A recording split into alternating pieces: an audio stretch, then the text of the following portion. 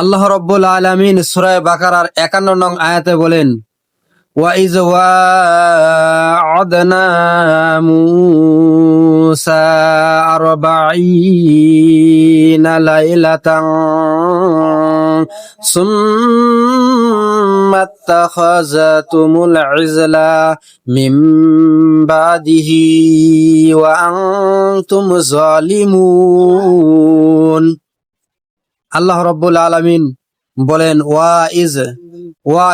যখন এবং ইজ ওয়াআদনা, আল্লাহ রাব্বুল আলামিন অঙ্গীকার করেছিলেন মুসা আলাইহিস সালামের জন্য ৪০ লাইলাতান ৪০ রাত্রির জন্য।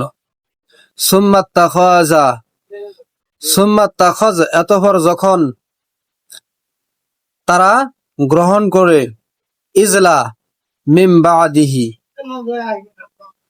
ইজলা তারা গরু বাস্য উপাসনা হিসাবে গ্রহণ করে, মিম বাদিহি মুসা আলাইহিস সালাম যখন ৪০ রাত্রের জন্য আল্লাহ তাআলার কাছে মুনাজাতে মগ্ন হন তখন।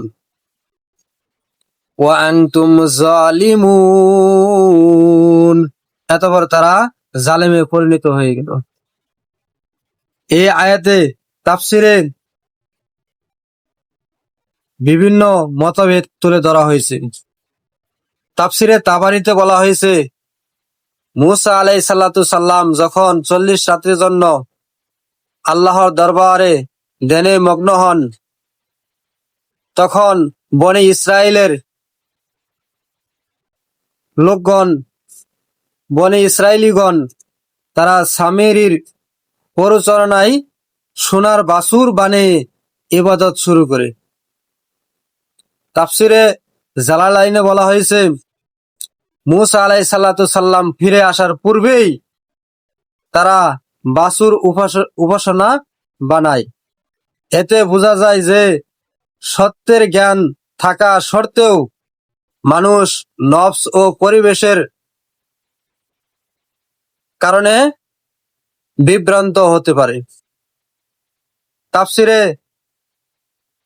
আল কুরতুবীতে বলা হয়েছে, জালিমুন নিজের উপর জুলুম করেছে তারা।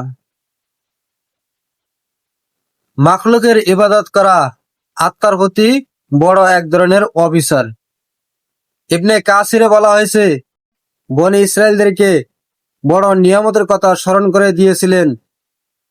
তারা এই নিয়ামত পাওয়ার পরেও, তারা এত বড় শিরক করার পরেও আল্লাহ রাব্বুল আলামিন তাদেরকে ধ্বংস করেননি, তাদেরকে তওবা করার সুযোগ করে দিয়েছিলেন।